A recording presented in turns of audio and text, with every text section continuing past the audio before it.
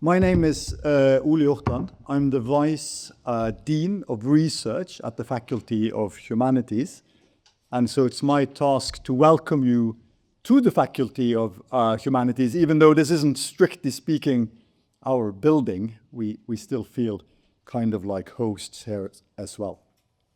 It's my great pleasure to be here to celebrate Joe Tabbi's work and the anniversary of Electronic Book Review, which is an online publication that he founded 30 years ago.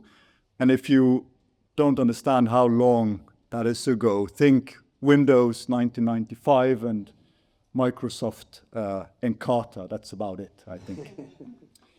So to get a sense of the origin and motivation of the EBR, I've done a little bit of digital research, and I'm a philosopher. We don't normally do digital research, so I'll tell you a little bit about it. So what I did was that I went to the journal's website, and I went to the archive, and then I hit the button previous about n equals 200 times, bringing me back in the archive about 30 years. Perfect, to the start.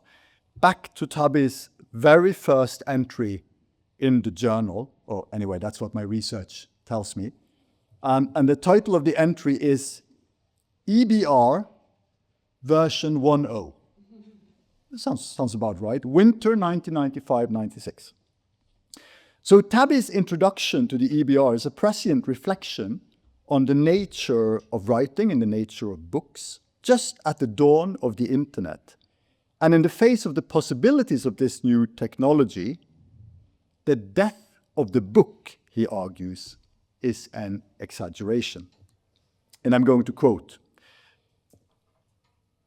"From our perspective, what has changed is not the book per se, but the way that books can be read. The end of books is more accurately the end of academic readings that isolate texts from the larger media ecology." So Tabbi wrote this 30 years before our world of BookTok and Audible and Amazon tablets and generative AI.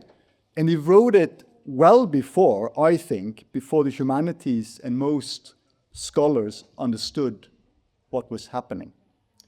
And today, in contrast, now our faculty has an entire center of excellence dedicated to studying this media ecology, world-leading, and with Tabbi as the head of research on electronic literature. But what I find inspiring about this 1995 foresight is not that at least some of his predictions came through, but it's rather the courage and curiosity at that time to move outside the confines of academic research and to figure out what the future might bring for books and for writing and for us. And so in the blurb of this conference, the Electronic Book Review is described as cutting edge. It's a good term. But then beyond the cutting edge, there's something else.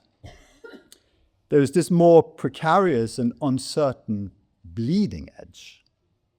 The bleeding edge that's the home of pioneers and visionaries. And it's my hope that this is where Tabbi and the CDN will send our young researchers to listen out for clues about new directions for humanities research. So I'll end with a little quote from Thomas Pynchon, an author who also likes pioneers. And in his book, and it's conveniently called Bleeding Edge, by the way, so that's a nice little segue. One of his characters warned, "No matter how the official narrative of this turns out, these are the places we should be looking, not in newspapers or television, but at the margins.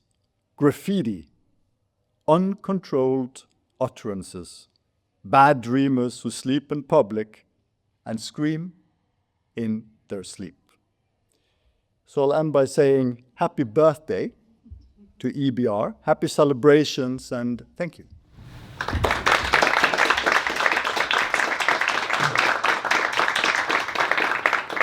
Thanks so much, Ole.